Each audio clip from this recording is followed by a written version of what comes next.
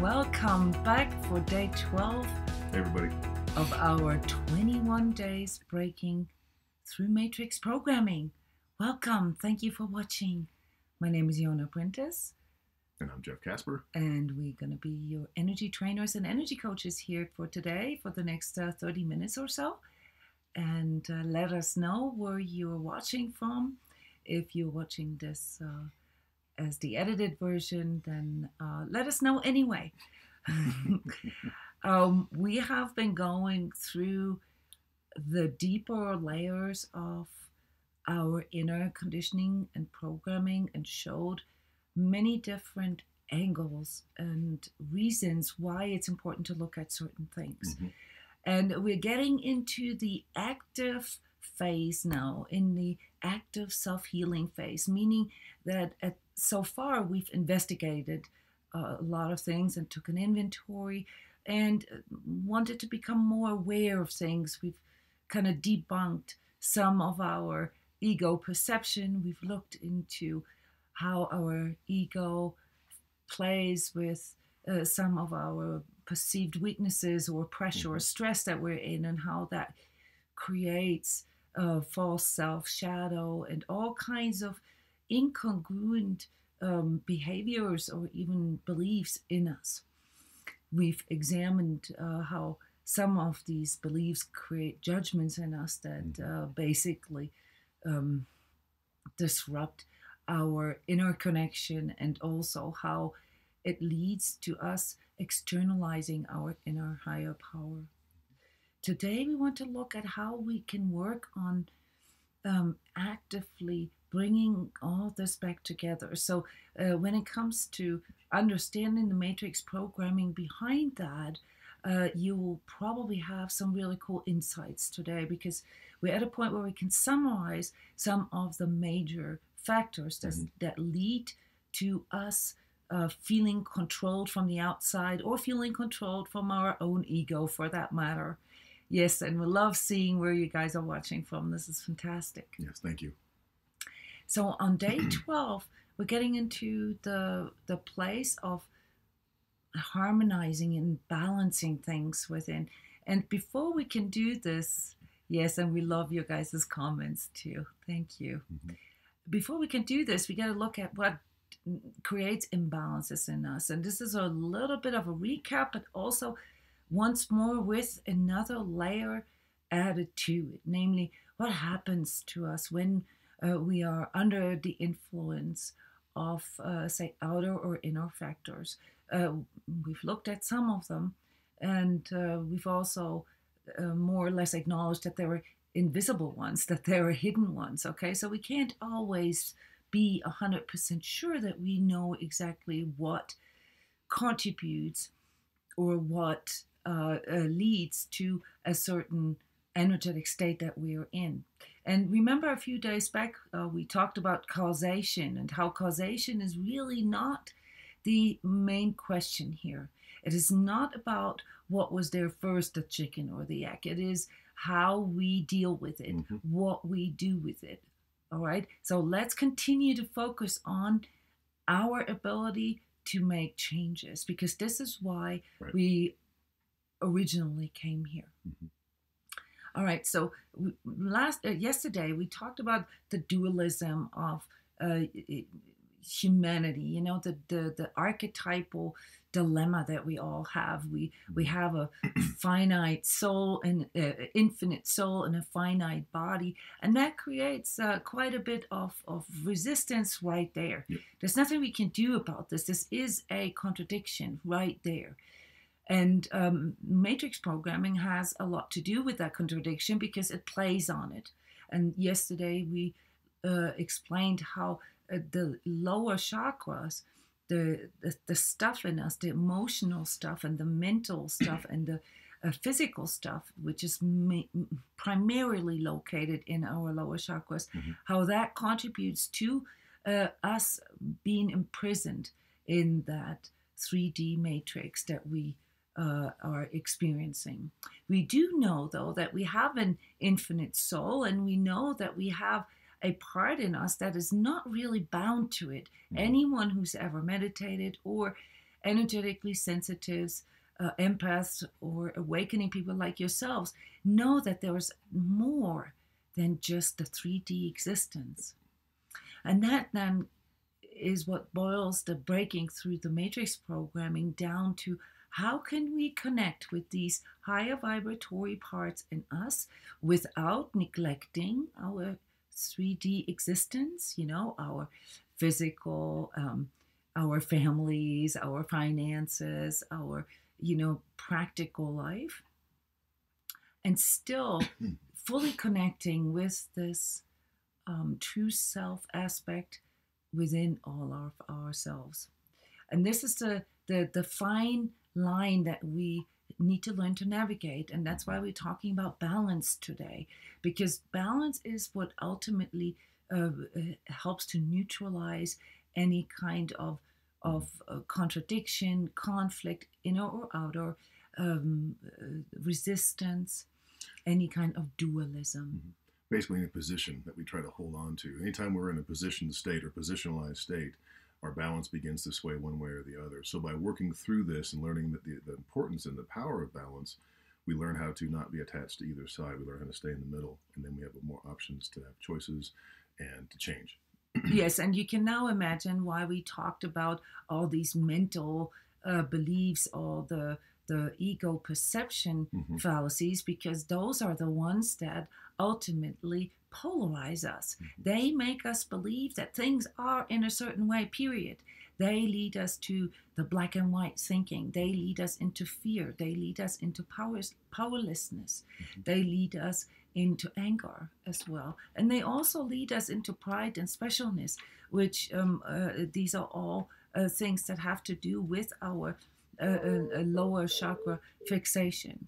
Guilt and shame, not to forget those, which are at the very bottom of many of our like core programming here through some of the collective, the smaller collectives that we are surrounded by, like our families, our ethnic groups, our cultural and social environments.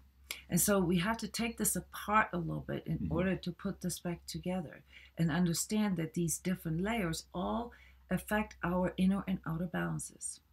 Now, on day 8, we talked about the different life areas that we have, you know, and how we can improve the balance there. And today, we want to talk more about the inner balance of things. And when it comes to dualism, there is sort of the most obvious dualism for us humans is the dualism of masculine and feminine energies. Is that we all, you know, well, first of all, it's almost like half and half. So we have men and women, but that's only the physical representation of masculine and feminine energies. We have different perceptions of emotions, all right? So weakness and strongness, for instance, which we associate with masculine and feminine energies. We have different kinds of approaches in our way of thinking, like rationality and irrationality, for instance. We have a left and a right hemisphere. We have different approaches to like how we maneuver or navigate through our lives, either through like muscling through it, you know, and going harder, which would be more the masculine approach, or, you know, giving it a lot of space and being in the flow, which would be more the feminine approach.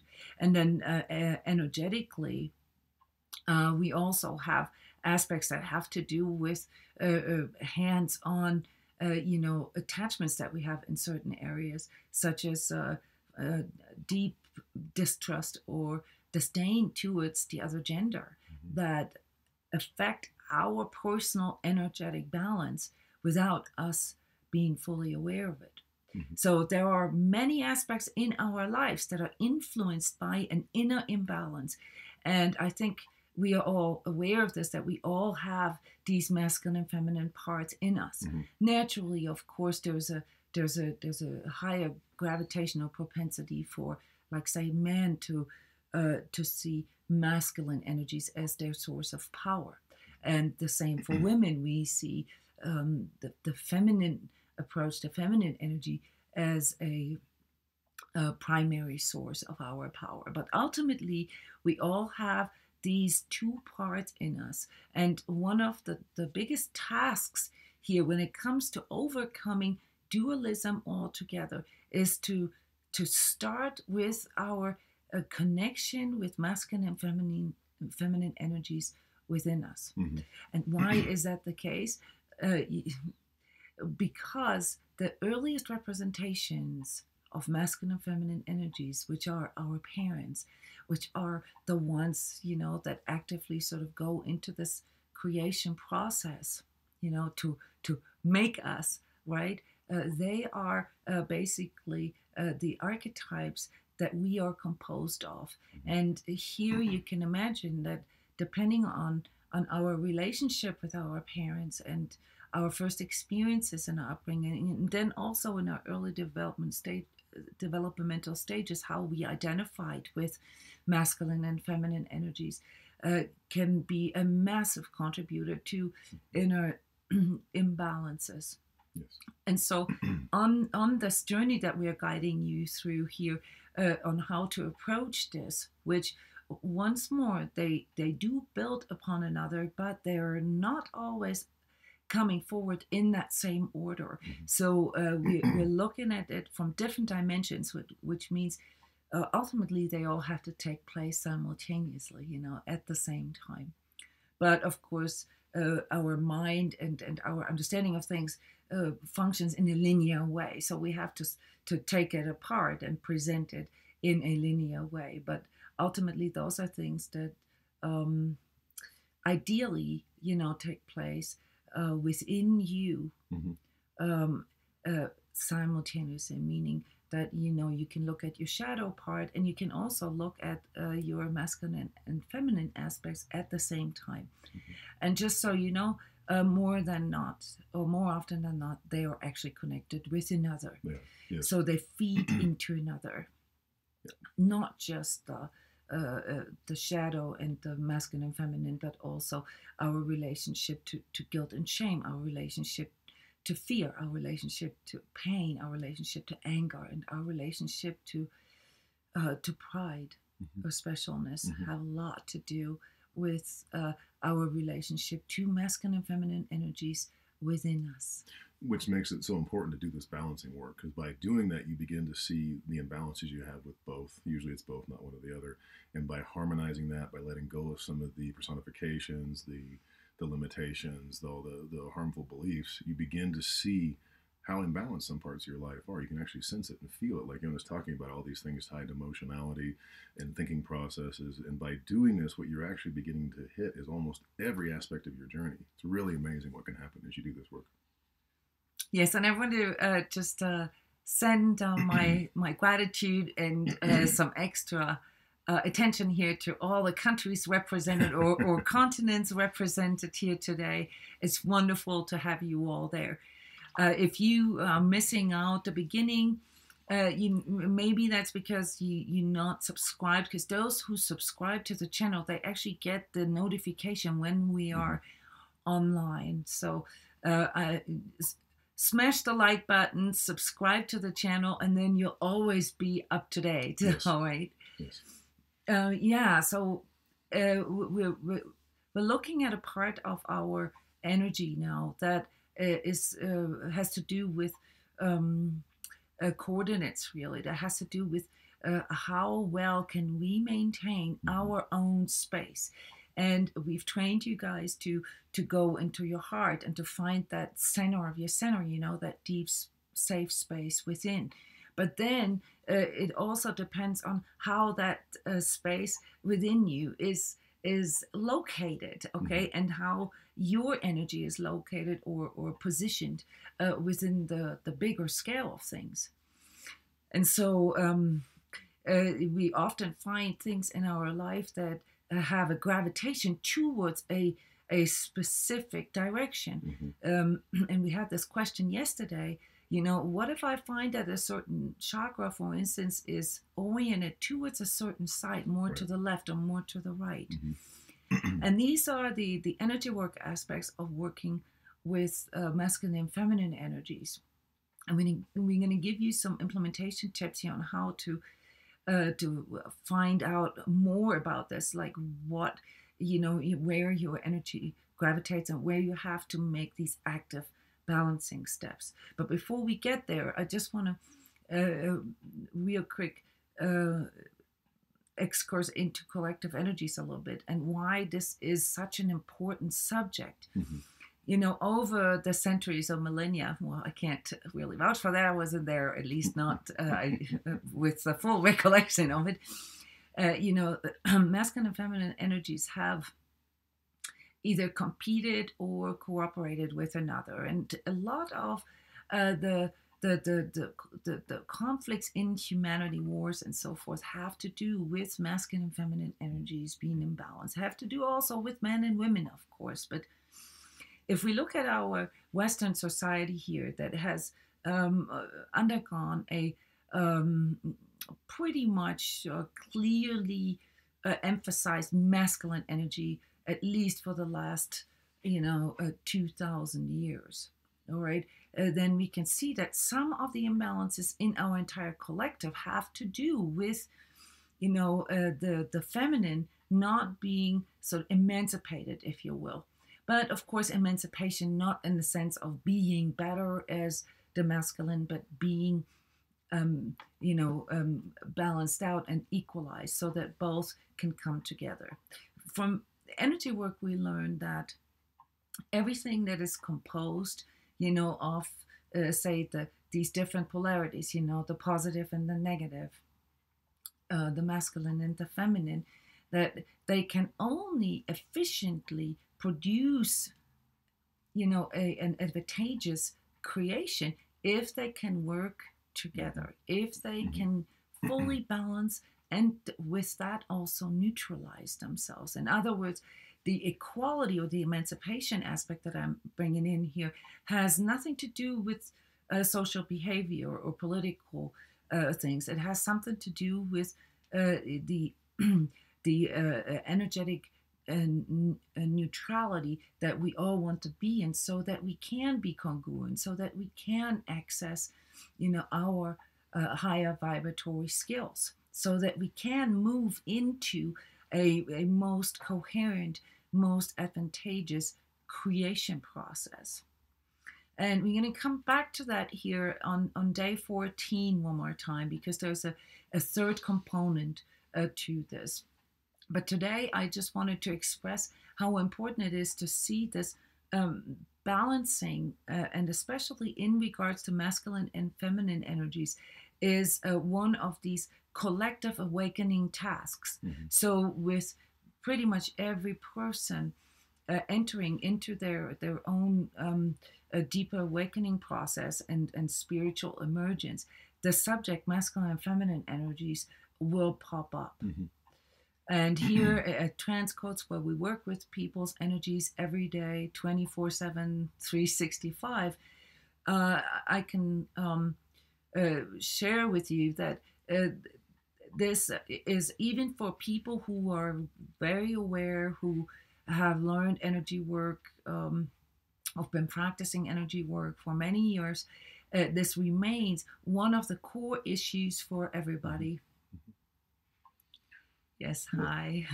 Well, it deals with proper expression. The whole purpose of what we're doing here, besides breaking matrix programming, is learning how to balance, learning how to utilize that creative, that loving, that nurturing part of the feminine that we all have, as well as the directional of the masculine. So the last several days is about having courage and going into that softness, going into the ability to introspect.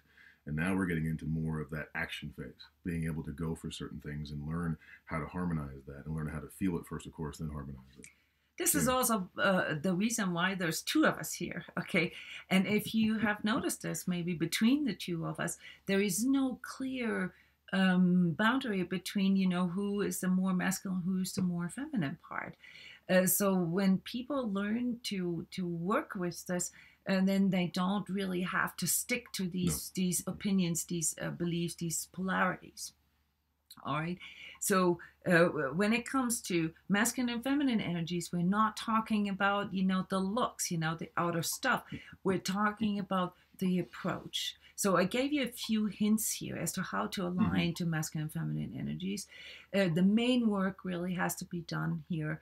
Either with yourself, educating yourself, or do this here at transCODES in these energy training sessions that we offer, or energy coaching sessions, because this is something that will reach deep into the layers of some of the hidden stuff for you. The main things, the main attributes of masculine and feminine energies, though, I think are clear, and Jeff mentioned them as well. The feminine energy brings in the softness, and the masculine energy brings in the direction. The feminine energy provides the space. The masculine energy goes into action. Those are these two main, sort of polarities of these energies. And just from a simple standpoint, you can see if they're out of balance or driven by the ego or driven by the mind, how it could easily twist things, how you could easily not be able to feel. So if you have a lot of feminine energy but no action, you'll be able to sense what needs to be done but not get anything done. If you have a lot of masculinity but no femininity, you'll get all kinds of stuff done but likely not have anything that you want or you really need. So it's about understanding the importance of balance. Yeah. And once more here in regards to matrix programming, since we've gone through quite a few layers here in these last 12 days, understand that it's not that simple. It is really a very simplified and almost limited idea, that there are some aliens out there or some cabal that produces a matrix programming, okay? This is not needed, really. This isn't done by any particular force or entity. It is in our nature, all right? This is part of our humanity. And yes, can this be taken advantage of? Absolutely. Yep. It's so easy. Just look at movies or, commercials or whatever. You being played on these things day in, day out, news and so forth, so understand that matrix programming really is not necessarily something that is an external force, as long as we believe that it's the dark forces, that make us do things, we're still externalizing our power. All right, understand that matrix programming leads to major things that imprison you, and the first one is disconnection from your own center. The second one is the externalization of your powers. And the third one is feeding you with opinions, beliefs, judgments, and dualisms. And the fourth one is to keep that alive by continuously, seeding fear, uncertainty, and doubt. And so this is what you're up against. Those are ego traits, okay? So when you really want to break out and move into, a higher vibrational 4D, 5D, 9D, whatever you call that, okay, ways of living, then you're going to have to face your ego, period, because that is the core of what makes you susceptible to all these inner and outer manipulation and control mechanisms. Yes, and so when it comes to the implementation, there are a few things you can do to help yourself and to move into a more proactive self-healing stance. And first of all is to go into your body and feel which side of your body feels more like the masculine, the more directed, the more goal-oriented, the more action-oriented part, and which part of you feels more like the creative part. This may seem a little bit like a far stretch, but let me continue, and then you'll understand why this is an important step. Emotionally, and always now keeping in mind with which side of your body may be associated with this, examine your attitude towards strength and weakness. In our collective belief, masculinity is associated with strength and femininity is associated with weakness. And I'm just talking about collective beliefs. However, I want you to feel out what your personal connection to strength and weakness is. And where you feel this. Where in your body do you feel strong? Where do you feel weak? And this may be associated with your left and right body half. All right. Mentally, and these three kind of go together.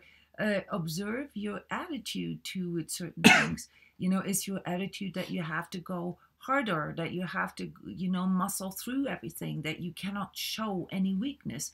Is this maybe connected with you not being able or allowing yourselves to feel your feelings because you have that attitude or that belief that this would be weak? All right. Or on the other hand, you know, observe your attitude towards goal getting and success. Because, you know, if you have this attitude that, yeah, you know, you have to stay in the flow and you have to like allow everything to happen, that's correct. But like Jeff just said, this may make you end up just never really accomplishing anything because you're not really in touch with your masculine energies, or you can't allow yourself that based on your beliefs. All right. And then socially and behaviorally, this is probably the part here where you will find the most things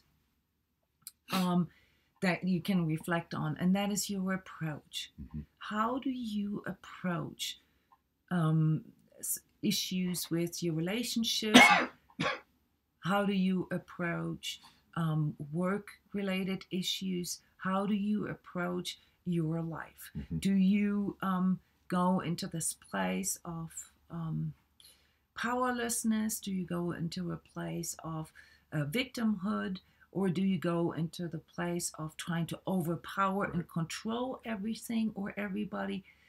These are attributes that we've already talked about in a different context before, but now we want you to begin to see this in the context with masculine and feminine orientation that you have. And once more, if you are male, you will find, of course, more masculine approaches in your programmed behaviors. And if you're feminine, you will find more feminine approaches. However, because there is this collective wound that has violated both the masculine and the feminine spirit, there are a lot of expressions in our lives that are almost diametrical opposed to where we can find the source of our power. And this is a big part of the healing process.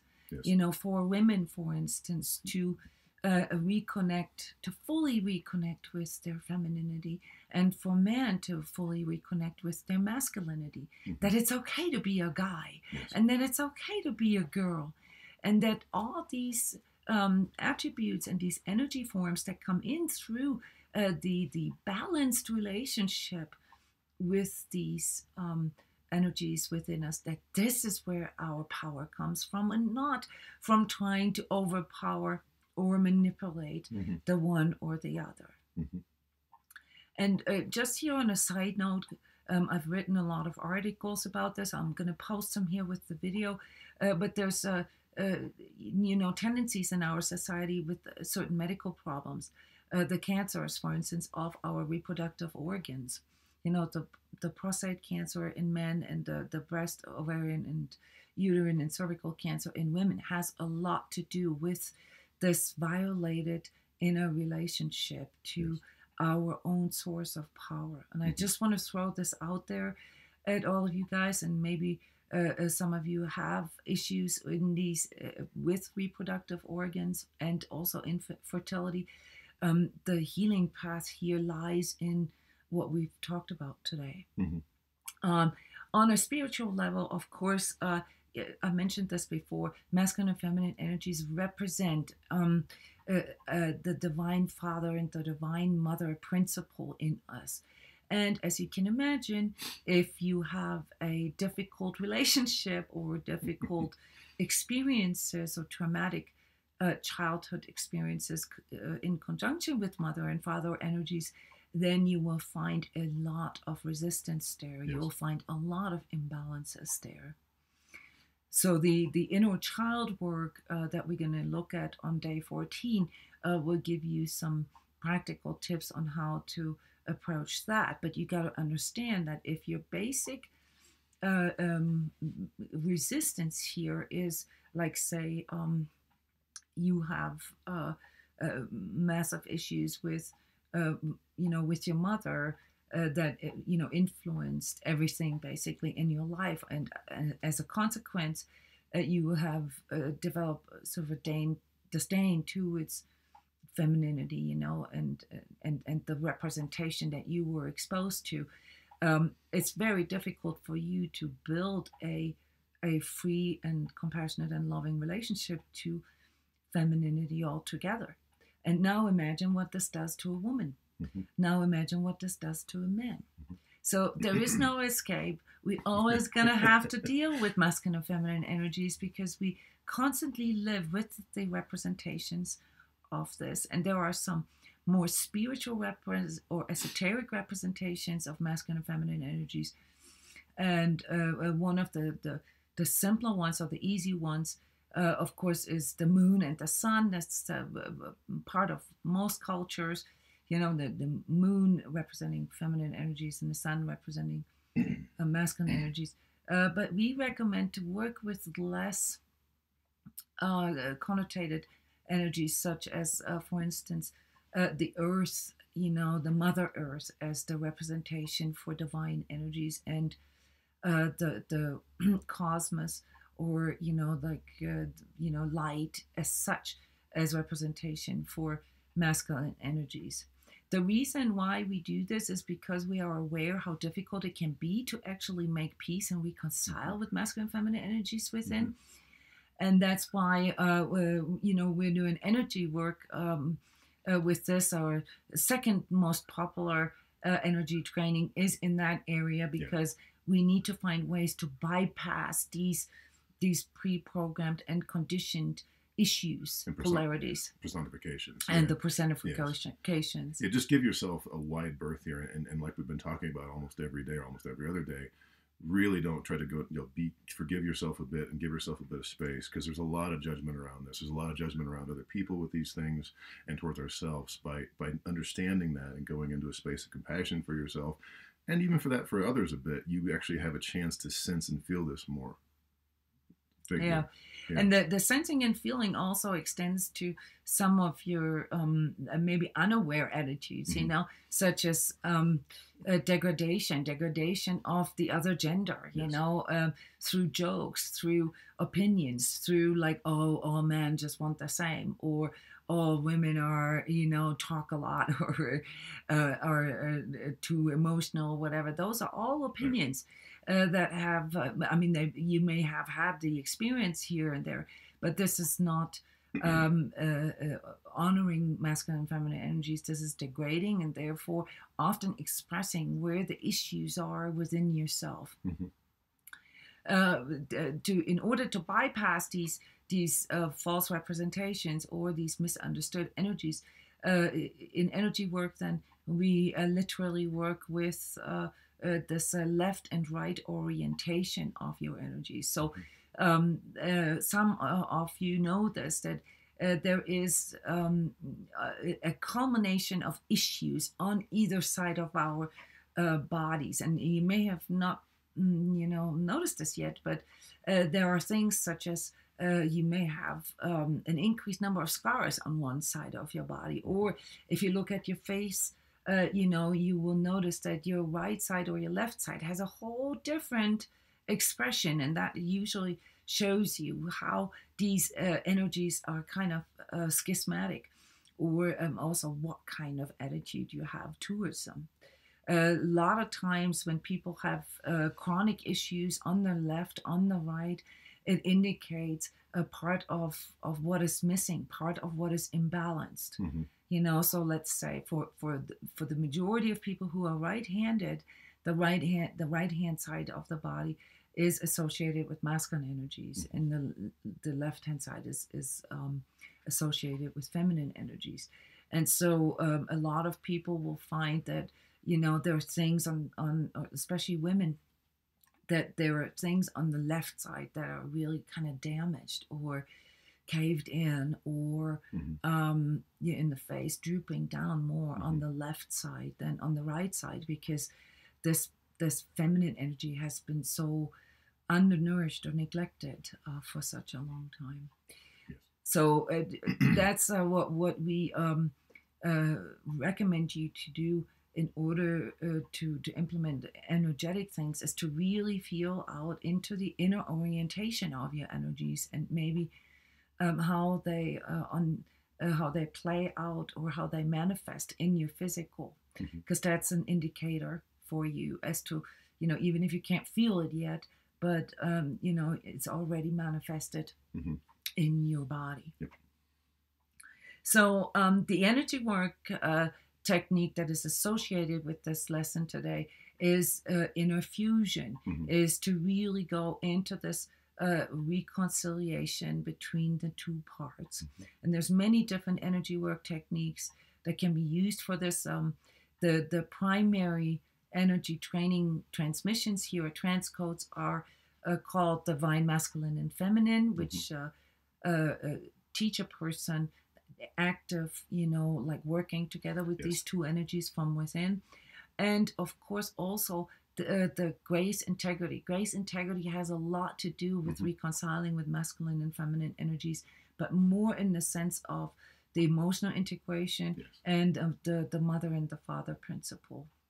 It's very powerful. Yes, and then we have the healing circles that I mentioned yesterday, where we have specific training modalities for reconciling with the masculine, reconciling with the feminine, and those are very, very effective workshops that I can also recommend here. And we have some cool comments here. Yes, you're naturally left.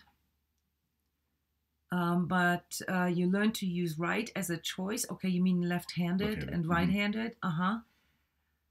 And yes, so this is actually for a certain generation here. It was quite common to be forced to be right-handed, even if you were left-handed. This can actually produce an energetic schism in a person right there, just because you were forced to be right-handed. And when these things happen, you know, for us, those are all, nothing happens without a reason. It usually indicates that, yeah, you were forced, you know, to use your masculine energies more than your feminine. And so this is another sort of indicator that, you know, it'd be good for you to reconnect with this. You may not be able to turn yourself back into a completely left-handed person, but some people can. Jeff is ambidextrous. Yeah. And my energy flips a lot of times too. There's most of the time my feminine side's on the right, but it does flip. So when I'm a bit more on the right-handed side or whatever, it has a tendency to go back the other way. But the majority of the time, my feminine side is the right.